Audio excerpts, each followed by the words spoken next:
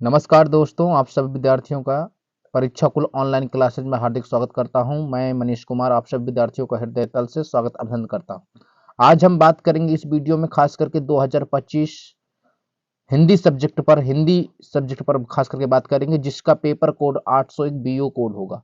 ये बहुत ही महत्वपूर्ण और वायरल पेपर है जो 24 फरवरी को सुबह 8:30 पर आपको ऐसा ही पेपर हूबहू ऐसे ही प्रश्न का पेपर आपको मिलेगा। ठीक है मेरे दोस्त, सबसे पहले आप इसमें अनुक्रमांक डालते हैं, रोल नंबर डाला जाता है। अनुक्रमांक का मतलब होता है रोल नंबर। जैसे आपका रोल नंबर 12, 51, 31, 35, लास्ट में 36, ये आपका रोल नंबर होगा। अनुक्रमांक डाला जाता है। यहाँ पर आप अपना नाम लिखेंगे। इसके बाद पेपर को हल करने के लिए जो आपके पास समय रहता है 3 घंटा 15 मिनट का रहता है, पूर्णांक 70 का रहता है। ठीक है मेरे दोस्त, अब इसके पहले वाले वीडियो में हमने खास करके 20 एमसीक्यू 20 जो एमसीक्यू होते हैं, जो इसको पहले वाले वीडियो में हमने सॉल्व कर लिए थे विथ कॉन्सेप्ट सहित। आप उस वीडियो को जाकर जरूर देखें। वो उस वीडियो की लिंक आपको डिस्क्रिप्शन में मिल जाएगी। ये बहुत ही वायरल और मोस्ट इंपोर्टेंट वायरल पेपर है मेरे दोस्त, इसलिए जाकर कह रहा हूं मेरे दोस्त, उस पेपर को उस वीडियो को खास करके जरूर देखें। ठीक, आज हम इस वीडियो पर खास करके बात करेंगे कि 24 फरवरी को आपको गद्यांश और पद्यांश कैसे कॉपी में लिखना है। इस पेपर की सहायता से आपको हम बताएंगे। ठीक मेरे मित्र, आपको मैं पहले से बता दूं कि बहुत ही महत्वपूर्ण एवं वायरल पेपर है।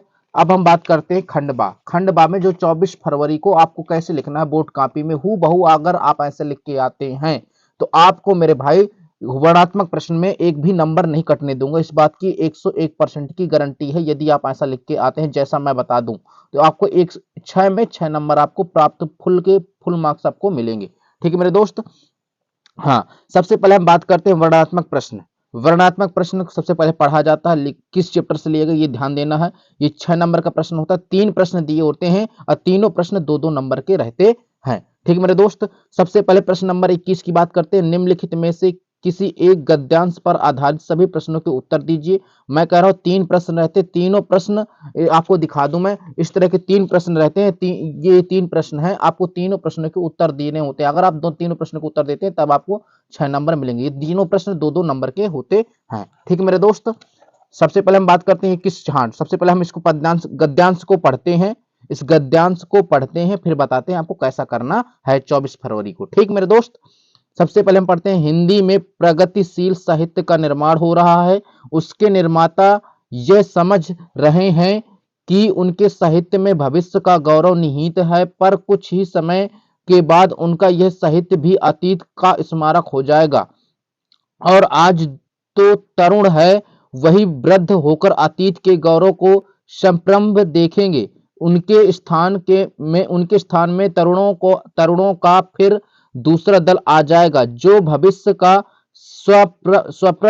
स्वप्रश्न देखेगा। दोनों के ही स्वप्रश्न सुखद होते हैं, क्योंकि दूर के ढोल सुहाने होते हैं। दूर के ढोल सुहाने होते हैं, इसको अंडरलाइन कर लीजिएगा मेरे दोस्त। दूर के ढोल सुहाने होते हैं। ये जो चैप्टर है, सबसे पहले मैं ये जो पाठ है, इस पाठ का नाम है क्या लिखूं। क्या लिखूं इस पाठ से लिया गया है। इसके लेखक खास करके मैं बता दूं, इसके जो लेखक हैं, जो इसके लेखक हैं उसका नाम है पदुमलाल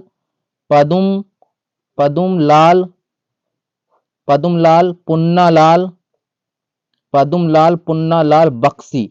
इस लेखक का जो इसने जिस पाठ से लिया गया है उस पाठ का नाम है क्या लिखूं। इसके लेखक कौन है? पद्मलाल पुन्नालाल बख्शी। इस पाठ से लिया गया है। यदि आपको इसको करना है तो आप इससे कर सकते हैं, अन्यथा आप अथवा में भी देख सकते हैं कि आपको शायद अथवा वाला आपको सरल लगे, आप उसको कर लीजिएगा। ठीक है मेरे दोस्त, मैं आपको बता दे रहा हूं, मैं इसको भी बता दूं, आपका समझ में आ गया होगा कैसे करना है आपको। ठीक, या फिर आप अथवा वाले प्रश्न को कर लीजिए। अथवा वाले प्रश्न में क्या, एक बार इसको पढ़ लेते, यदि हमें सरल लगेगा तो हम इसे करेंगे। ठीक मेरे दोस्त, क्या है सबसे पहले, चौसा के मुगल पठान के युद्ध में बहुत दिन बीत गए। ममता अब 70 वर्ष की वृद्धा है। वह अपनी झोपड़ी में एक दिन पड़ी थी।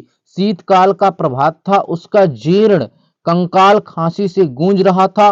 ममता की सेवा के लिए गांव की 2-3 स्त्रियां उसे घेर घेर बैठी थीं, क्योंकि वह आजीवन सबके सुख दुख में सहभागिनी रही हैं। देखो, ये ममता चैप्टर से लिया गया। पाठ का नाम क्या मेरे दोस्त? पाठ का नाम ममता है। ममता ममता है, पाठ का नाम क्या है, ममता है। इसके जो लेखक हैं उनका नाम जयशंकर प्रसाद जी है। क्या नाम है उसका, जयशंकर प्रसाद जी हैं। मैं आपको मेरे दोस्त, ये बहुत ही सरल है, मैं आपको सलाह देता हूं कि यदि आपके पेपर में 24 फरवरी को हूबहू ये अगर आता है तो आपको ये वाला अच्छा कीजिए, क्योंकि बहुत ही सरल होता है। आपको अब लिखना कैसे है 24 फरवरी को कॉपी में, अब मैं आपको बताता हूं। देखिए सबसे पहले आपको, देखिए सबसे पहले खंडवा, इसी प्रकार से देखो ये बहुत ही इंपॉर्टेंट कॉपी है, आपको ऐसे ही लिखेंगे तब आपको 6 में 6 नंबर मिलेंगे। ठीक मेरे, खंडवा, वर्णात्मक प्रश्न, प्रश्नोत्तर संख्या 21, अथवा। आपने हमने किसका किया, देखो ये अथवा कर रहे हैं ना, इसी प्रकार आपको लिखना है, इस प्रकार लिखना। हमने क्या किया, अथवा। सबसे पहले संकेत लिखेंगे, इसके बाद देखना, ध्यान सुनना, संकेत वहां से लिखा जाता है जहां से अंडरलाइन कहां से, उसका जीर्ण, यहां से है ना अंडरलाइन, उसका जीर्ण असहभागनी रही है। संकेत कहां से लिखना है, जहां से अंडरलाइन हो, खास करके उसका जीर्ण डैश डैश डैश डैश सहभागनी रही है, यहां तक उसका संकेत लिखना। इसी प्रकार आपको हूबहू 24 फरवरी को लिखना पड़ेगा, तब आपको 6 में 6 नंबर मिलेंगे गद्यांश में। ठीक, इसके बाद सबसे पहले प्रश्न की बात करते हैं। 3 प्रश्न दिए, तीनों प्रश्न 2-2 नंबर के होते हैं मेरे दोस्त, तीनों प्रश्न 2-2 नंबर के होते हैं। सबसे पहले लिखना है उपयुक्त गद्यांश में संदर्भ लिखिए। आपको क्या लिखना है, सबसे पहले संदर्भ। देखिए कैसे संदर्भ लिखना, ध्यान से सुनना। आपको संदर्भ ऐसे ये संदर्भ डालनी है, इसके नीचे अंडरलाइन इसके करना है। लिखेंगे पहले, प्रस्तुत गद्यांश हमारी पाठ्य पुस्तक हिंदी के गद्य खंड, देखिए गद्य खंड को आपको ब्लैक पेन से या फिर लेक्चर से आपको बहुत ही कायदे से लिखना है। जो इंपॉर्टेंट चीजें होती है उनको थोड़ा काले पेन से लिखा जाता है। ठीक मेरे भाई, गद्य खंड में संकलित ममता नामक पाठ से अवतरित है, जिसके लेखक जयशंकर प्रसाद जी हैं। आपको ऐसे ही संदर्भ हूबहू लिख के आना है। अगर आप संदर्भ इस प्रकार लिखते हैं तब आपको कितने नंबर मिले, 2 नंबर आपको मिल जाएंगे हूबहू। ठीक है मेरे दोस्त, फिर से एक बार कह रहा हूं, एक बार फिर से पढ़ लेना। प्रस्तुत गद्यांश हमारी पाठ्य पुस्तक हिंदी के गद्य खंड में संकलित ममता नामक पाठ से अवतरित है, जिसके लेखक जयशंकर प्रसाद जी हैं। आपको ऐसा ही लिख के आना गद्यांश, तब आपको मेरे भाई संदर्भ आप यदि ऐसा लिखते हैं तब आपको 2 में 2 नंबर मिलेंगे। ठीक, अब हम बात करते हैं अगले प्रश्न की। दूसरा प्रश्न क्या कहता है, गद्यांश के रेखांकित अंश की व्याख्या कीजिए। जहां जहां ये रेखाएं हैं इनकी व्याख्या करनी है। ठीक मेरे दोस्त, आपको देखो मैं सबसे उसका जीर्ण, हम सबसे पहले लिखेंगे, सबसे पहले हम क्या लिखेंगे, प्रस्तुत गद्यांश में महाकवि जयशंकर, महाकवि या फिर महालेखक जयशंकर प्रसाद जी कहते हैं कि ममता की आयु अब 70 वर्ष की हो चुकी थी। ममता बीमार बीमार अपनी झोपड़ी में पड़ी हुई थी। उसका कंकाल जो था, उसका कंकाल शरीर तेज खांसी से गूंज रहा था। गांव की 2-3 स्त्रियां जो थी उसकी सेवा में बैठी हुई थी, क्योंकि ममता जो थी सभी के सुख दुख में भाग लेती, सहयोग करती थी। इस प्रकार आपको व्याख्या लिखनी है। एक बार दिखा दूं आपको कैसे लिखना है मेरे दोस्त, फिर से देखिए। हमने सबसे पहले क्या लिखा, आपको रेखांकित अंश की व्याख्या। अब एक बार जो हमने बोला है यही देखो, सेम टू सेम लिखना है आपको ऐसे ही। प्रस्तुत गद्यांश में महाकवि जयशंकर प्रसाद जी कहते हैं कि ममता की आयु अब 70 वर्ष की हो चुकी थी। ममता बीमार अपनी झोपड़ी में पड़ी हुई थी। उसका कंकाल शरीर तेज खांसी से गूंज रहा था। गांव में 2-3 स्त्रियां ममता की सेवा के लिए उसे घेर कर बैठी हुई थी, क्योंकि आपको ऐसे लिखना मेरे दोस्त, क्योंकि वह अपने जीवन काल में सभी लोगों के सुख दुख में सदा उनकी सहायता करती रही है। ऐसे आपको लिखना। यदि आप ऐसे रेखांकित अंश की व्याख्या लिखते हैं मेरे दोस्त तो आपको 2 नंबर पूरे मिलेंगे, 2 के 2 नंबर पूरे मिलेंगे, आपका 1 नंबर चांस नहीं कटने का। ठीक मेरे दोस्त, अब अगले प्रश्न की बात करता हूं। चौसा का युद्ध किसके मध्य हुआ। मेरी बात सुनना, ये इतिहास का प्रश्न है, इतिहास का। बहुत ही देखो, ये प्रश्न आपको इस पर नहीं मिलेगा, लेकिन थोड़ी बहुत जानकारी होना चाहिए। चौसा का युद्ध किसके मध्य हुआ था।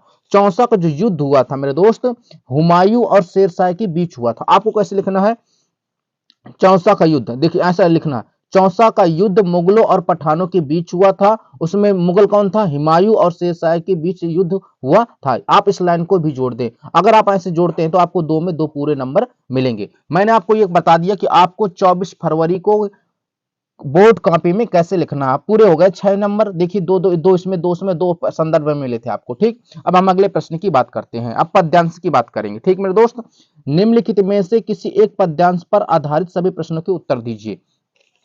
मैं कह रहा हूं मेरे दोस्त, पद्यांश, पद्यांश में भी देखो, पद्यांश में भी 3 प्रश्न रहते हैं, ये प्रत्येक प्रश्न आपका 2 नंबर का रहता है। अब हमें सबसे पहले पढ़ना पड़ता है पद्यांश की, पद्यांश किस पाठ से लिया गया है, मतलब किस पाठ से लिए गए, इसके कवि कौन है। ठीक मेरे दोस्त, सबसे पहले पढ़ेंगे, मोर पखा सिर ऊपर राखी, ओह गुंज की माल गरे पहिरांगी, ओढ़ी पीताम्बर लय लुकटी, बन गोधन ग्वारन संग फिरोंगी, भाव तो ओही मेरो रसखानी, रसखानी, रसखानी, सो तेरे कहे सब स्वांग करूंगी, वह मुरली, वह मुरली मुरलीधर की धरान, अधरन धरी अधरा न धरूंगी। ठीक है, ये आपका ये आपको मैंने पद्यांश पढ़ लिया। ठीक, सबसे पहले क्या लिखना है, ये जो चैप्टर है खास करके मैं बता दूं, ये जो आपका लिया गया है, ये आपका सवैया नामक चैप्टर से लिया गया है, सवैया नामक पाठ से लिया गया है। इसके जो कवि हैं, इसके जो कवि इसके जो कवि हैं, इसके कवि रसखान जी हैं। क्या, रस खान जी हैं। आप इसका रसखान भी कहते हैं, इसे रसखानी भी कहते हैं। ठीक, अब हमें क्या लिखना है, सबसे पहला प्रश्न हमारा 2 नंबर का क्या है, प्रस्तुत पद्यांश का संदर्भ लिखिए। संदर्भ लिखना है, फिर क्या करना, रेखांकित अंश की व्याख्या करनी है, फिर एक प्रश्न होता है इसी से संबंधित एक प्रश्न होता है, उसको कर लेंगे तो आप 2 नंबर आपको मिल जाएंगे। इस प्रकार 6 नंबर आपको प्राप्त होंगे। सबसे पहले क्या लिखना है, प्रस्तुत पद्यांश का संदर्भ लिखिए। आपको संदर्भ कैसे लिखना है, बोर्ड कॉपी में कैसे लिखना है, एक बार मैं बता दूं आपको संदर्भ कैसे लिखना है। संदर्भ आपको ऐसे लिखना है, ध्यान सुनना, प्रस्तुत पद्यांश हमारी पाठ्य पुस्तक हिंदी के काव्य खंड में संकलित सवैया नामक शीर्षक से अवतरित है, जिसके कवि रसखान जी हैं। आप ऐसे संदर्भ लिखिएगा। ठीक मेरे दोस्त, तब आपको 2 में 2 नंबर मिलेंगे। अब रह गई बात भैया, 24 फरवरी को बोर्ड कॉपी में कैसे लिखेंगे, तो आपको एक बार ऐसे लिखना, मैं एक बार फिर से आपको दिखा दूं, आपको इस बार ऐसे लिखना है, प्रश्नोत्तर संख्या 22, संकेत, संकेत लिखना, मोर पखा, स्टार्टिंग कहां हुई थी, मोर पखा से। मैं फिर से कह दे रहा हूं, अंडरलाइन तक का ही लिखा जाता है, जहां अंडरलाइन तक है, मोर पखा से प्रारंभ है, अब फिरोंगी तक है, तो आपको भी संकेत कहां से, मोर पखा डैश डैश डैश संग फिरोंगी, यहां तक आपको लिखना संकेत। संदर्भ लिखना है, प्रस्तुत पद्यांश हमारी पाठ्य पुस्तक हिंदी के काव्य खंड, जो इंपोर्टेंट है, काव्य खंड में संकलित सवैया नामक शीर्षक से अवतरित है, जिसके कवि रसखानी, चाहे रसखानी लिखना चाहे रसखान लिखना, एक ही बात, रसखान जी हैं। ठीक है मेरे दोस्त, अगर आप ऐसा संदर्भ लिखते हैं, आप शॉर्ट स्क्रीन ले सकते हैं, यदि आप ऐसा संदर्भ लिखते हैं तो आपको पूरे के पूरे 2 नंबर मिलेंगे। ठीक है मेरे दोस्त, अब अगले प्रश्न की बात करते हैं, रेखांकित अंश की व्याख्या कीजिए। तो रेखांकित अंश की व्याख्या क्या, ध्यान सुनना, एक बार फिर से मैं आपको बता दूं, हम सबसे पहले लिखेंगे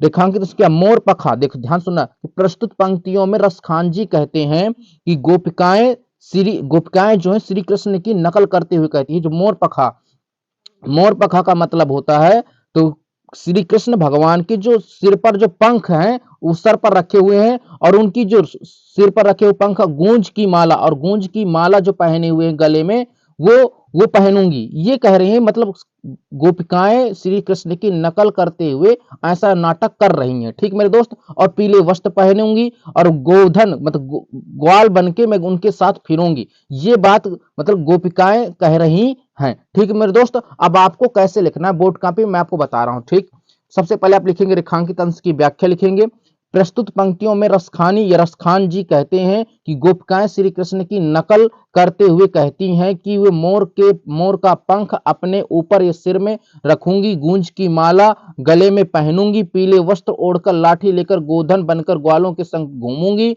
घूमूंगी हाँ घूमूंगी, और कह रही, ध्यान सुनना, गोधन बन के संग फिरूंगी, और उनकी जो खास करके उनकी जो बांसुरी है, उनकी जो बांसुरी है, तो उनकी बांसुरी को मैं अपने ओंठों से अपने मतलब अपने ओंठों से नहीं लगाऊंगी, ये कह रही हैं, गोपिकाएं कह रही हैं एक दूसरी गोपिका से। ठीक मेरे दोस्त, अब तीसरे प्रश्न की बात करता हूं। तीसरा जो प्रश्न आपका क्या है, कृष्ण के वियोग में व्याकुल गोपियों ने कृष्ण की किन लीलाओं का अनुसरण किया। मतलब बात यह है कि कृष्ण की वियोग में, जो कृष्ण जब चले गए थे, तो उनके वियोग में गोपिकाओं ने कैसा नाटक किया। तो आपको सबसे पहले देखिए कैसा नाटक किया, मैं आपको बता दे रहा हूं। तो कृष्ण के वियोग में व्याकुल होकर गोपिकाएं कृष्ण की लीलाओं का अनुसरण करते हुए मोर का पंख के ऊपर रखेंगी, गूंज की माला पहनेंगी, पीला वस्त्र ओढ़कर और लाठी लेकर गोधन बनकर ग्वालों के संग फिरूंगी, और मुरलीधर मतलब मुरली को अपने ओठों पर नहीं लगाएंगी, ये सब नाटक में कह रही हैं। ठीक, आपको कैसे लिखना है मैं बता दे रहा हूं, आपको 24 फरवरी को कैसे लिखना है। आप सबसे पहले उत्तर नंबर देखो, प्रश्न ये तीसरा है, उत्तर डालेंगे। कृष्ण के वियोग में व्याकुल गोपियां कृष्ण की लीलाओं का अनुसरण करती हुई कहती हैं कि मोर का पंख ऊपर रखूंगी, गूंज की माला गले पर पहनूंगी, पीतांबर ओढ़कर, हाँ पीतांबर ओढ़कर मतलब पीले वस्त्र पहनकर, लुगटी लेकर मतलब लाठी लेकर, गोधन बनकर ग्वालों के संग फिरूंगी और उसकी मुरलीधर मतलब मुरलीधर की मतलब कृष्ण भगवान की मुरली को अपने ओंठों पर नहीं रखूंगी। अगर आप ऐसा लिखते हैं मेरे दोस्तों, आपके पूरे के पूरे 2 नंबर प्राप्त होंगे। मेरे दोस्त मैं सबसे पहले फिर से बता दे रहा हूं, आपको ऐसा ही लिख के आना है 24 फरवरी को, तब आपके गद्य और पद्य में एक भी नंबर नहीं कटेगा। ठीक है मेरे दोस्त, अगर यदि आपको वीडियो अच्छी लगी हो तो वीडियो को लाइक कर देना, चैनल को सब्सक्राइब कर देना, बेल आइकन अवश्य प्रेस कर देना, क्योंकि अगले वाली वीडियो में हम आपको ये बताएंगे कि संस्कृत खंड मतलब जो संस्कृत करना है और निबंध कैसे लिखना है, जीवन परिचय कैसे लिखना है, जिससे आपका एक भी नंबर नहीं कटे। इसलिए आप वीडियो को ज्यादा से ज्यादा लाइक कर देना, कमेंट जरूर करना और चैनल को अवश्य सब्सक्राइब करें, बेल आइकन अवश्य प्रेस कर देना। ठीक मेरे दोस्त, यदि आप 65 प्लस नंबर लाना चाहते हैं, ठीक मेरे दोस्त, पढ़ता सबको ये लिखना, बात ये है कि आपको लिखना आना चाहिए, मेन रीजन ये है कि आपको लिखना आना चाहिए। ठीक मेरे दोस्त, अब मैं अलविदा लेता हूं, जय हिंद।